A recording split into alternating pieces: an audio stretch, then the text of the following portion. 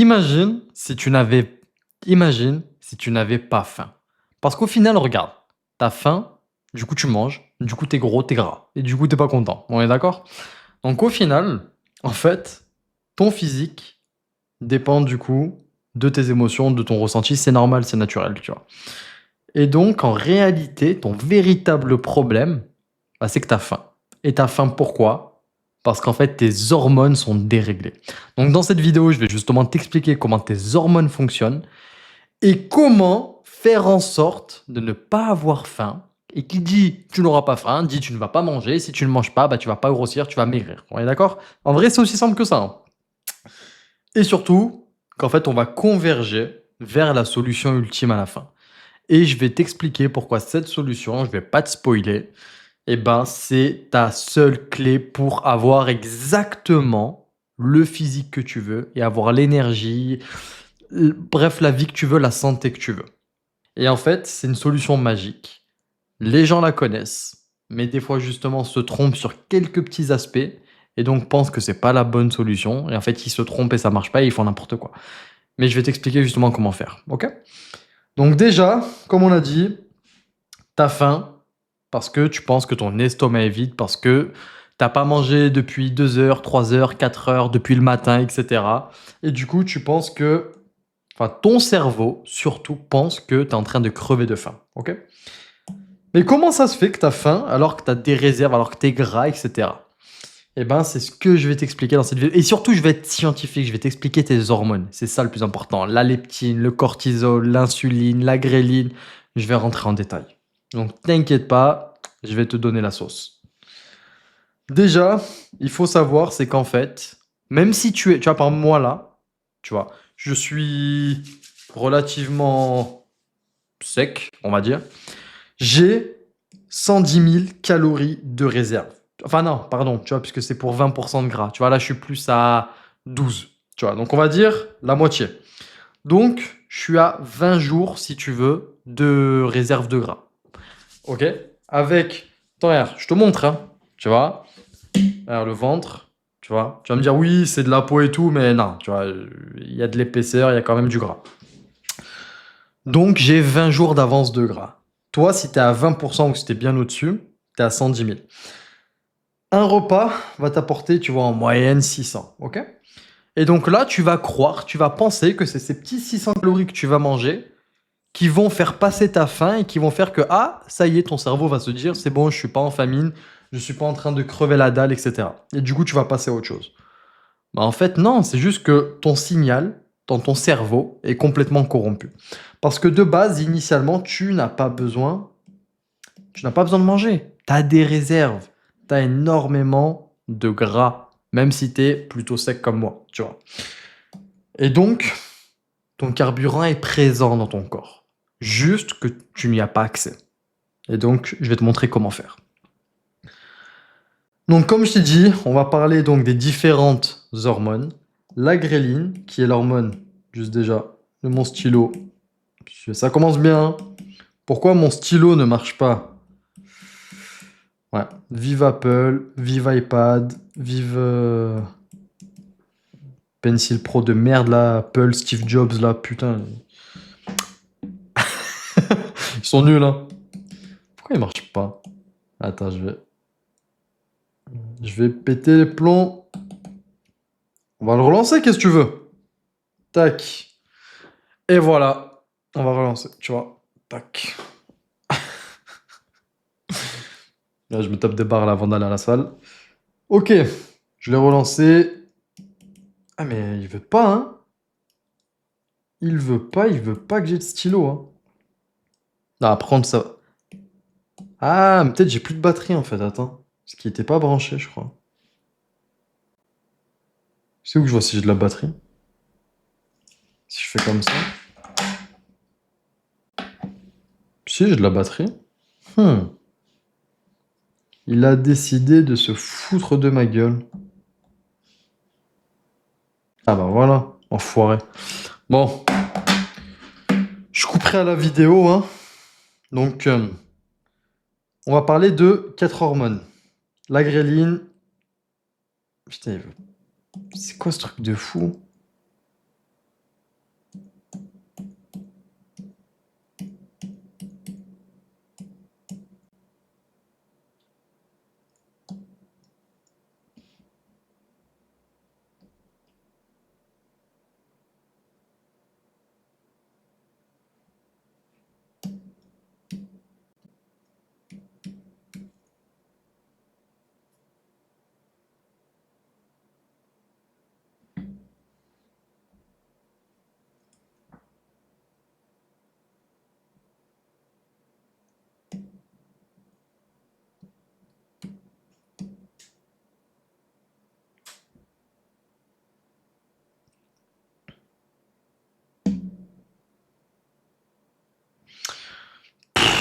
casse les couilles.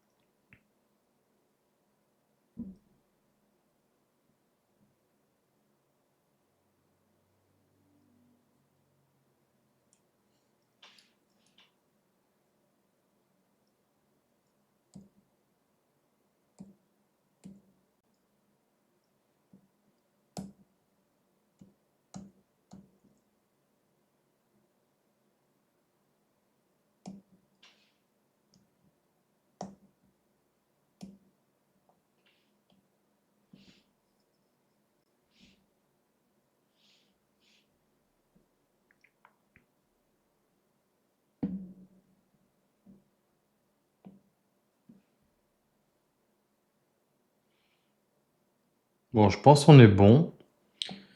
C'était mon stylo qui était mal. Putain.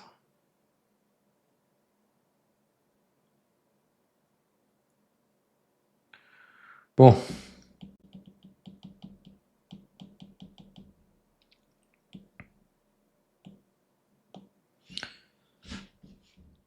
Bon, de retour, petit souci informatique. Alors, du coup, on a 4 hormones. Donc, la gréline, la leptine, l'insuline et le cortisol. Et on va voir dans cette vidéo que chacune a une importance primordiale sur tout simplement tes envies de faim et sur le fait que tu sois gras. En fait, faut être smart. Pourquoi comment dire, galérer avec de la discipline, avec le fait de rester sur, tu vois, avoir faim, te forcer à ne pas manger, aller dormir en ayant faim, te réveiller dans la nuit en ayant faim, en ne mangeant pas, en tu fais ton jeûne, tu vois, et tu crèves la dalle et tout. Bah, pourquoi autant galérer si tu n'es pas obligé? Et tu n'es pas obligé que si tu comprends comment ces hormones fonctionnent et comment les utiliser à ton avantage. Il est là le secret en fait. Et justement, ces 4 hormones vont décider si tu as faim. C'est ça le truc. Donc, déjà, il faut comprendre que principalement, on a parlé justement que tu avais ces 4 hormones qui étaient justement les plus impactants au niveau de ta faim, mais il faut aussi se dire qu'on est on est une espèce d'habitude. On est une espèce, donc l'être humain, qui fonctionne énormément avec les habitudes, qui fonctionne énormément avec justement son confort de vie. Et du coup, ta gréline, si tu veux, donc qui est l'hormone de la faim, donc c'est ce qu'on a vu, donc ça fait partie de l'une des 4 hormones. La gréline est l'hormone de la faim, ok? Et en fait, ta gréline, elle est habituée. En fait, comme tu le sais, on a, ou peut-être tu ne le sais pas en réalité, on a un rythme circadien. Donc ça veut dire que notre corps, nos hormones fonctionnent tout simplement avec des rythmes de jour et de nuit. Même ton hormone de croissance, justement, elle est sécrétée, tu as un pic à 2 heures du matin, presque tout le temps la même chose, au même moment. Et en fait, vraiment, ton corps va fonctionner de jour et de nuit. Voilà, c'est ça ton rythme circadien. C'est qu'en fait, ton corps sait quand est-ce que c'est la nuit et ton corps sait quand est-ce que c'est le jour. Ok? À peu près au niveau des heures. Et donc, ta gréline, elle va tout simplement être habituée avec ton comportement, avec donc tes habitudes alimentaires. Et donc, au début, ça va prendre quelques jours, déjà dans un premier temps, pour que ta gréline se réaxe sur de nouvelles habitudes alimentaires.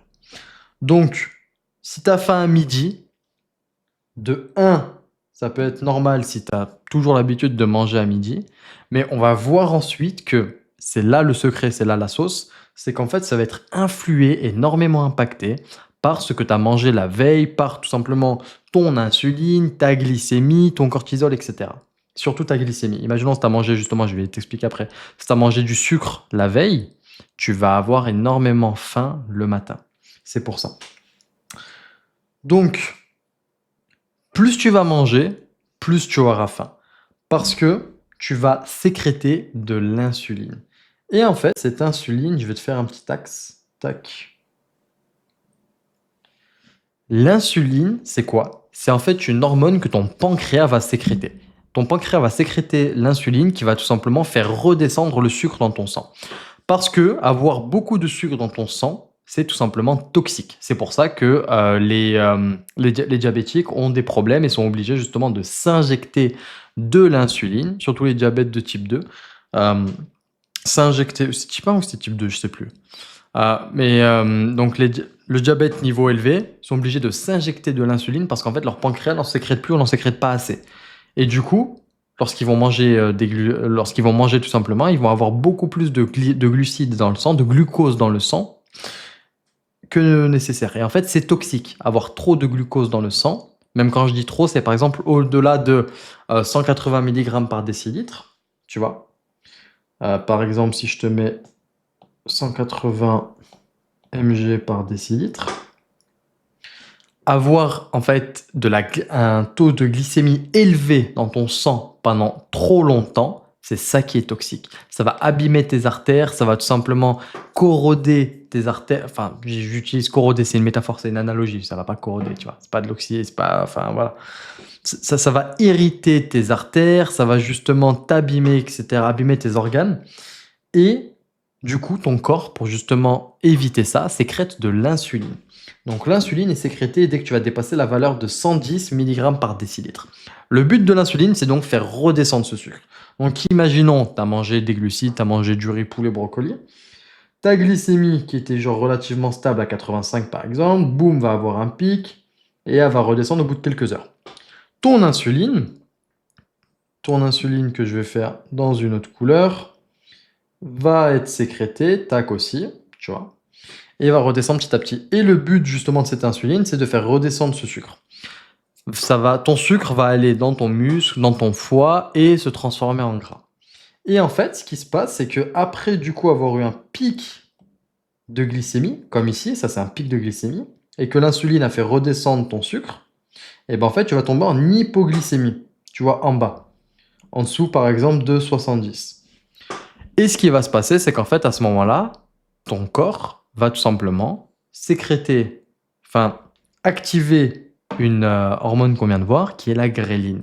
Et donc, justement, à chaque pic d'insuline, à chaque fois que tu vas manger des glucides et que ton glucose va dépasser 110 mg par décilitre, ton pancréas va sécréter de l'insuline. Du coup, tu vas tomber en hypoglycémie après avoir mangé. Et c'est ça qui fait que tu as faim, juste après. Et c'est ça qui fait que tous les 2, 3, 4 heures, tu as besoin de manger. Parce qu'en fait, tu as faim. Et tu as faim parce que du coup, tu as sécrété de l'insuline. Et tu as sécrété de l'insuline parce que tu as mangé.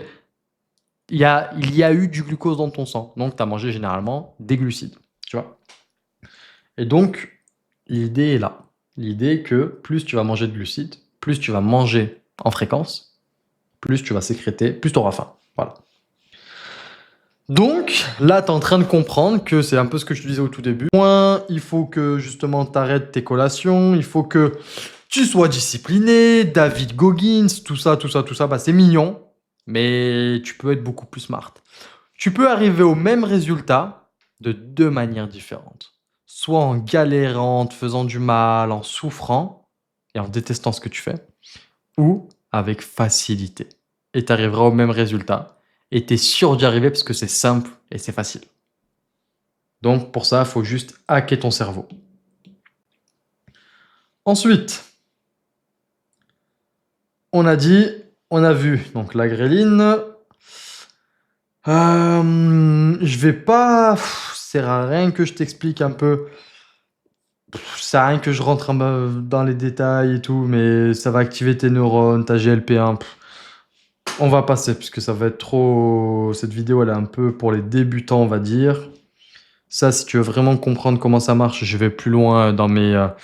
D'ailleurs, ouais, je vais t'en parler. Je vais plus loin dans mes coachings, etc. Si t'es intéressé de justement comprendre vraiment comment fonctionne ton. Du coup, je te disais, J'accompagne, justement des gens donc à perdre 15-20 kilos en 3 mois, doubler, tripler leur testostérone, tu vois? Justement, tu peux voir les témoignages. Angelo, il peut arriver à 1000 nanogrammes par décilitre de testostérone, c'est énorme. Tu as des gens justement qui étaient à 300, enfin même moi, tu peux voir justement mes prises de sang, j'étais à 339 nanogrammes par décilitre, je suis arrivé à 790 nanogrammes par décilitre, donc j'ai plus que doublé. La testostérone, comme tu le sais, c'est le drive d'un homme. Donc le drive, c'est quoi? C'est ton envie, ton feu intérieur, ta motivation, ton ambition. Je parle même pas de tout ce qui est libido, prise de muscle, énergie. Tu vois, par exemple, tu peux dormir 8 heures et être claqué le matin, être fatigué, etc. Et bah, ça va être un manque justement de testostérone. Parce que la testostérone va aussi t'aider sur la récupération, ça va t'aider sur ton mood, le fait que tu te sentes bien, ton envie. En fait, ça va juste changer ta vie. C'est pour ça que donc tu peux voir les gens, justement, des businessmen, aux États-Unis ou même, on va dire, la plupart des gens aux États-Unis font une TRT, tu vois? TRT, thérapeutique, testostérone, replacement therapy. Tu vois? C'est en fait, ils vont tout simplement, s'injecter de la testostérone. C'est aussi simple que ça. À des doses, à des doses normal, mais aller au max de l'échelle naturelle, en fait. Tu vois, l'échelle des hommes, c'est entre 300 et 900 nanogrammes par décilitre, voire 1000. Et en fait, c'est comme si c'était à 1000. Alors que le mec, il a 35 ans, 40 ans, 45 ans. Mais t'es pas obligé de t'injecter de la testo. Comme je dis, regarde les témoignages des mecs. Ils sont, genre Angelo, il a 40 ans, etc. Il a 1000. Il a même plus que moi. Donc, et ça, et comme je dis, et on vérifie tout avec les prises de sang. Donc, si tu veux changer ta vie, c'est avec les hormones, c'est avec la testostérone. Et donc, si tu veux en apprendre plus, bah écoute, book un call, va dans la description. On pourra en parler, tout simplement. Tu pourras me poser tes questions, on pourra voir, je pourrais creuser un peu plus sur ta situation et voir si tout simplement, voilà. Donc, la gréline, comme je te disais, c'est l'hormone qui va tout simplement dire à ton cerveau, j'ai faim. Qu'est-ce qu'on a en dessous? La leptine. La leptine, c'est pareil, c'est une hormone super importante. En fait, la leptine, c'est une hormone que tes cellules graisseuses vont sécréter. Plus tu as de gras, plus tu auras de leptine. Et en fait, la leptine, c'est ce qui va dire à ton cerveau, on a assez de réserve de gras. Donc plus tu as de gras, plus tu auras de leptine, plus ton cerveau va dire on n'a pas besoin de manger. Tu vois, là je te regarde de travers parce que tu dois te dire normalement bizarre. Parce que pourquoi les gros, du coup, enfin les personnes obèses, tu vois, ça devrait être les personnes qui auraient le moins faim. Parce que justement, elles sont grasses, donc elles ont beaucoup de leptine, donc le cerveau se dit, j'ai des réserves, j'ai pas besoin de manger. On est d'accord, c'est logique en théorie. Et le problème, c'est qu'en fait, ton cerveau, comme tout, s'adapte. Les récepteurs s'adaptent. Et en fait, ton cerveau, c'est comme quand tu vas prendre par exemple, beaucoup de caféine, tu prends plein de café, au bout d'un moment, le café n'a plus vraiment d'effet sur toi. Ou les drogues, tu es obligé d'en prendre plus, etc. Et bien là, avec la leptine, c'est pareil. Tes récepteurs vont être saturés. Les récepteurs dans ton cerveau, je sais pas si, ouais, vont être saturés. Et en fait, tout simplement, ton cerveau, pardon, tes récepteurs vont devenir sourds. Ils vont se déconnecter. Tu ne vas plus recevoir ces signaux de la leptine. Et en fait, ton cerveau va se dire, ok, je reçois plus de leptine. Du coup, je suis en train de crever la dalle. Mon corps est en famine. Et c'est pour ça que du coup, tu as faim. Malgré que tu aies des réserves, tu as faim parce qu'en fait, tu as de la leptine, mais ta leptine ne passe pas à ton cerveau, n'arrive pas à se connecter sur les récepteurs. Euh, Ensuite, l'insuline. L'insuline, mon hormone préférée. Parce qu'en fait, c'est elle. J'ai le retour caméra, c'est pour ça que je regarde en bas. Je regardais mon taux de gras. L'insuline, c'est l'hormone qui va décider si tu stockes du gras ou si tu brûles du gras. Donc, comme je t'expliquais tout à l'heure, le pancréas va sécréter cette insuline. Ok. Et donc, quand tu vas manger des glucides, tu vas avoir de l'insuline dans ton sang. Et en fait, l'insuline va verrouiller ton gras. Comment? Dans ton corps, il se passe un phénomène qui s'appelle la lipolyse. La lipolyse, ça va tout simplement être le fait de brûler du gras. Tu vas libérer, donc ça c'est une cellule graisseuse, je sais pas si j'en parle après, non. Ça c'est une cellule graisseuse, ok. Dedans, tu as du gras. Tac, ta merde. Dedans, tu as du gras. Et en fait, ce gras-là, c'est des triglycérides. OK? Et donc, pour faire sortir ce gras-là, ces triglycérides, tu as besoin d'une clé. C'est ça, en fait, qui va ouvrir la porte, si tu veux, à des triglycérides pour sortir. Et c'est ça qui va être la lipolyse. Et en fait, cette clé, c'est l'insuline. Lorsque l'insuline est dans ton sang, tu bloques la clé. Tu ne peux pas ouvrir la porte des cellules graisseuses. Donc, tes triglycérides ne peuvent pas sortir. Donc, tu ne peux pas brûler du gras. Si tu as de l'insuline, tu n'as pas de lipolyse. OK? Et donc, là, tu es en train de le comprendre. C'est qu'en fait, je te refais un graphique. Lorsque tu vas manger, tac, lorsque tu vas manger, donc ça, la deuxième courbe, c'est ton insuline, en fait, reste élevée pendant des heures après que tu aies mangé des glucides. Pendant 2 à 4 heures, OK? Et donc, pendant 4 heures, après avoir mangé des glucides, tu ne peux pas brûler du gras. Et donc, si tu fais 3 repas par jour, etc., tu vois, matin, midi, soir et avec une collation, et ben en fait, pendant toute ta journée, tu ne vas pas brûler du gras. Et là, tu peux te dire, ouais, mais ok, comment ça se fait? Alors, ça n'a pas de sens. Imaginons si je force un déficit très agressif, par exemple 1000 calories, qu'est-ce qui se passe? Normalement, je suis obligé de perdre de quelque chose. Je ne peux pas inventer de l'énergie. Et oui, tu as raison. Et c'est là que justement intervient le catabolisme musculaire. Parce que tu es obligé de trouver de l'énergie quelque part.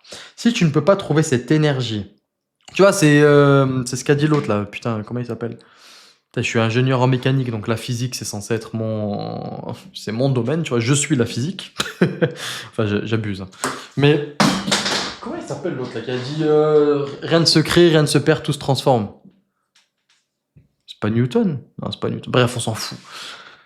Euh, du coup, cette énergie doit bien venir de quelque part. Et vu que ta lipolyse est bloquée à cause de l'insuline, tu vas aller chercher cette énergie de ton muscle. C'est ton muscle qui va fournir cette source d'énergie. Et c'est ça qu'on appelle le catabolisme musculaire. Donc à chaque fois que tu vas avoir de l'insuline élevée, tu vas aller détruire. Tu vois, ça c'est ton muscle, c'est tes fibres musculaires. Ton corps va aller décomposer ces fibres musculaires, ces acides aminés. Ces acides aminés vont aller dans ton foie et ça s'appelle la néoglucogénèse. Tu vas convertir ces acides aminés en glucose. Et du coup, tu vas trouver cette énergie avec tes fibres musculaires. Et c'est ça le catabolisme musculaire. Et donc tu peux te dire, ah mais c'est pour ça, quand sèche, nanani, je perds du muscle. Eh bah ouais mon pote. Moi, quand je fais une sèche, vu que je suis en cétogène, je vais en parler à la fin, je ne perds pas plus de muscle que ça. Je ne perds voire pas de muscle en fait. Et ouais, j'ai fait une sèche avant à l'époque où je faisais pas cétogène et maintenant avec cétogène. J'ai 3-4 kilos d'écart de muscle. C'est énorme. Sachant que j'ai pas pris plus de muscle que ça entre temps, tu vois. Enfin, en plus par rapport à ma prise de masse, tu vois. Parce que j'ai refait une prise de masse, etc. entre temps. C'est énorme. Et du coup, tu peux avoir presque le physique que tu veux parce que tu vas garder cette masse musculaire. Généralement, tu as vu, les gens sont complexés. Ouais, quand je fais une sèche, etc., je perds mon muscle, du coup, je suis maigre. En prise de masse, je suis gros, je suis volumineux, mais je suis gras. Bah là, tu vas pouvoir avoir le physique idéal.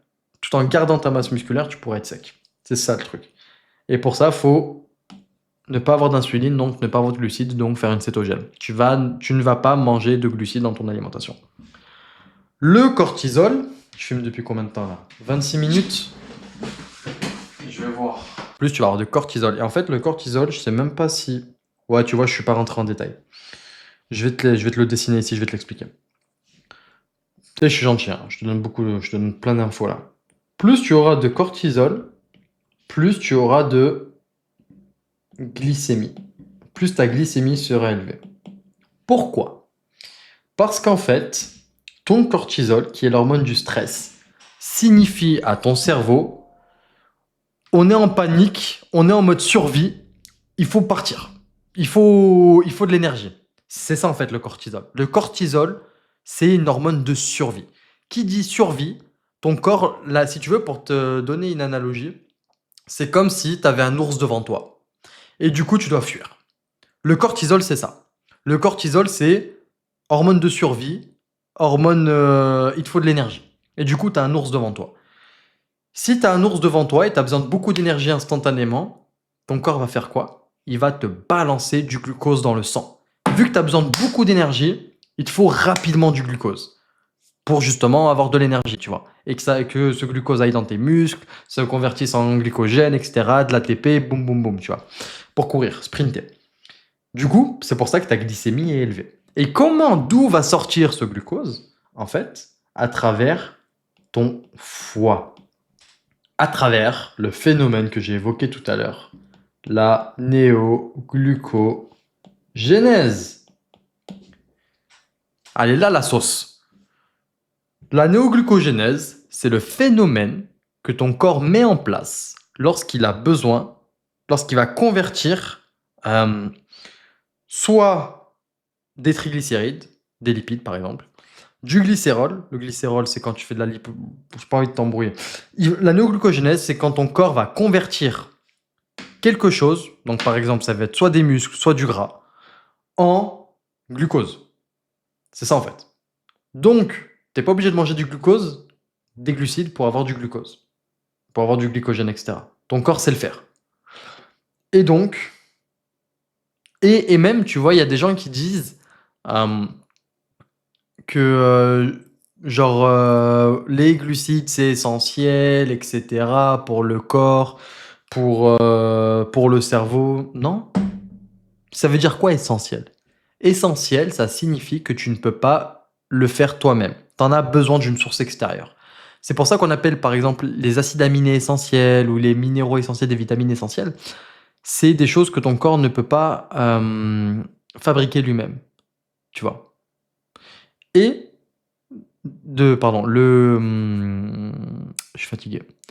Les glucides, le glucose, bah, ils ne sont pas essentiels vu que ton corps peut le fabriquer. Tu vois. Il est là le truc. Et pareil, et ensuite, tu as des gens qui disent que la néoglucogénèse est stressante pour le corps. Non, c'est pas parce qu'en fait, ça pareil, c'est des études qui le prouvent, c'est pas parce que tu as du cortisol que du coup tu as de la néoglucogénèse, que lorsque tu as de la néoglucogénèse, tu as du cortisol. En fait, il est là que le mélange fond. Les gens, si tu veux, n'aiment pas la cétogène. Enfin, quand je dis les gens, c'est pas forcément toi qui regardes, mais tu vois, les gens qui sont riz, poulet, brocoli ou la majorité des gens, euh, n'aime pas la cétogène. Parce que oui, non, je veux continuer à manger mes glucides, je veux continuer à manger mon riz, manger mes flocons d'avoine, manger mes trucs. Bah ouais, bah continue de les manger, mais... Et du coup, pour se défendre, malgré qu'ils savent que genre, la cétogène c'est incroyable d'un point de vue santé, d'un point de vue hormonal, ils essayent de se mettre eux-mêmes des bâtons dans les roues en inventant des problématiques qui sont que justement, c'est pas bon parce que ton corps va être stressé, parce qu'il ne peut pas fabriquer, parce qu'il va être obligé de fabriquer lui-même des glucides. Regarde, quand tu as du cortisol élevé, tu as de la néoglucogénèse. Ouais, mais c'est pas parce que tu as besoin d'avoir de la néoglucogénèse parce que tu as, un ours devant toi et du coup tu as besoin de sprinter, donc tu as besoin de l'énergie maintenant, que comment dire, que ça signifie que tu auras tout le temps de la néoglucogénèse avec du cortisol. Non. Si ton cortisol est bas et que tu es en cétogène et que tu as besoin de glucose à certains moments, puisque oui, tu as des organes dans ton corps dont ton cerveau, justement, il va utiliser par exemple 20% de glucose. Lorsqu'il a des corps cétoniques, il préfère utiliser les corps cétoniques plutôt que les glucoses. Bon, là, je te parle des corps cétoniques, je sais pas si tu connais. Va regarder les autres vidéos sinon. Et ben en fait, il va préférer du coup les corps cétoniques plutôt que le glucose, mais il a quand même besoin de glucose à certains moments. Et donc, lorsqu'il en a besoin, ton corps va mettre en place la néoglucogénèse. Et donc, cette néoglucogénèse, vu que tu es en cétogène, donc ton insuline est basse, donc tu n'as pas justement, donc tu as de la lipolyse, donc tu vas brûler du gras. Et donc, la néoglucogénèse va être mise en place en brûlant, en convertissant ton gras en glucose. C'est aussi simple que ça. Et à ce moment-là, le cortisol restera bas et voilà, et la vita loca. Et t'es bien, en fait, il n'y a pas de souci. Il n'y a pas de souci, mais les gens s'inventent des soucis, imaginent des soucis, font des raccourcis pour se créer des soucis, pour que ça les arrange, pour rester dans leur confort et dans leur perception. Tu vois? C'est ça, en fait, le truc. Donc, on a vu la gréline, la leptine, l'insuline. Bon, là, ça fait déjà combien de temps? Ça va faire 30 minutes à peu près de vidéo. Je vais pas tout faire. On va rester là. On va rester là, on va rester là. Si tu, comme je t'ai dit, si tu veux aller plus loin, comprendre comment ton corps fonctionne, comment tes hormones fonctionnent, l'acétose, c'est surtout ça le plus important en fait, c'est l'acétose, les corps cétoniques, c'est ça l'acétogène. T'as beau manger tout ce que tu veux, tant que tu n'es pas en cétose, tant que tes corps cétoniques ne sont pas au-dessus d'une certaine valeur au-delà de 0,5 millimoles par décilitre, tu n'es pas en cétone, tu n'es pas en cétose, tu n'auras pas tous les effets positifs, tu ne vas pas justement convertir tes mitochondries et en fait, tu n'auras pas tout ce que tu pourras avoir et tu auras toujours des effets négatifs. Ok? Donc, je t'invite à regarder les autres vidéos. Si tu veux qu'on aille plus loin ensemble, si tu as envie de passer justement au niveau supérieur, si tu as envie que je t'accompagne, si tu as juste des questions, viens en call, va dans le lien en description et on pourra justement en parler tranquillou entre nous et on verra si tout simplement ça vaut le coup de bosser ensemble.